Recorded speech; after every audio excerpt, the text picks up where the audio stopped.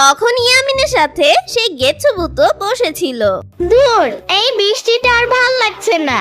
গ্রামের বাড়িতে বেড়াতে এলাম, কিন্তু বৃষ্টিতে বাইরে বের হতে পারছি না। বৃষ্টির জন্য শম্পাও আমাদের বাড়িতে আসতে পারছে না। ঘরে বসে যে খেলবো তাও পারছি না। আমার কিচ্ছু ভাল লাগছে না। ইয়ামিন, আমি আগে থেকেই আভাস পাচ্ছি আর কিছুদিনের মধ্যে এই গ্রামে বন্যা হবে, আর সেই বন্যায় সব ঘরবাড়ি ডুবে যাবে। আর ধর, কি বলছো গেছো ভূত? আমার বিশ্বাস হচ্ছে না। আরে ইয়ামিন, আমি সত্যি বলছি, তুমি তাড়াতাড়ি কোনো একটা ব্যবস্থা করো, না হলে এই পানিতে তোমরাও ডুবে যাবে। আর তখনই ইয়ামিনের আম্মু ইয়ামিনের কাছে আসে। এই ইয়ামিন, খাবার খাবে না? চলো এখনই, তোমার দাদু ভাই তোমার জন্য খিচুড়ি রান্না করছে, সাথে তোমার জন্য চিকেন রান্না করছে। তুমি লেগ পিসটা খাবা। আম্মু, আমি একটা কথা বলি। হ্যাঁ বলো। আমার কেন জানি মনে হচ্ছে খুব শীঘ্রই এই গ্রামে বন্যা হবে আর সব ঘরবাড়ি ডুবে যাবে। ইয়ামিন, তোমার মনে যখন যা ইচ্ছা হয় তাই বলতে থাকো।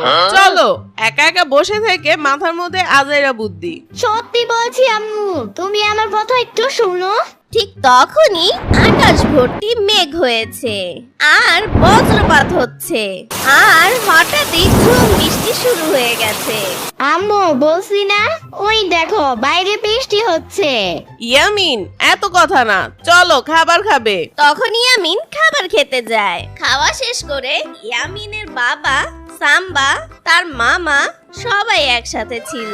তখন ইয়ামিন সবাইকে ডেকে বলে, আব্বু শোনো শোনো, আর কয়েকদিনের মধ্যে এই গ্রামে বন্যা হবে। আমরা এখনই ঢাকায় চলে যাই, চলো। দূর ইয়ামিন, এই বৃষ্টি তো সকালেই থেমে যাবে, আর আমরা তো বলছি ঢাকায় তো খুব শীঘ্রই চলে যাব। আব্বু, তুমি আমার কথা বিশ্বাস করতেছো না। খুব শীঘ্রই বন্যা হবে। আরে বাবা শোনা, তুমি শুধু শুধু আজাইরা চিন্তা ভাবনা করছো। চলো চলো, ঘুমাতে চলো। ইয়ামিন রাতের বেলা তার ঘরে ছিল। তখন গেছো ভূত ইয়ামিনের সামনে আসে। ইয়ামিন তখন গেছো ভূতকে বলে, গেছো ভূত, কেউ আমার কথা বিশ্বাস করছে না।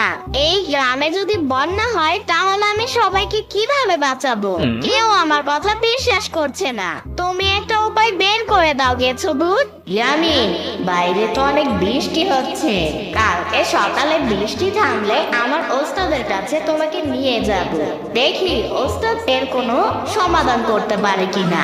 সত্যি বলছে গেছো ভূত? আচ্ছা গেছো ভূত, তাহলে আমি কালকেই তোমার ওস্তাদের কাছে যাব।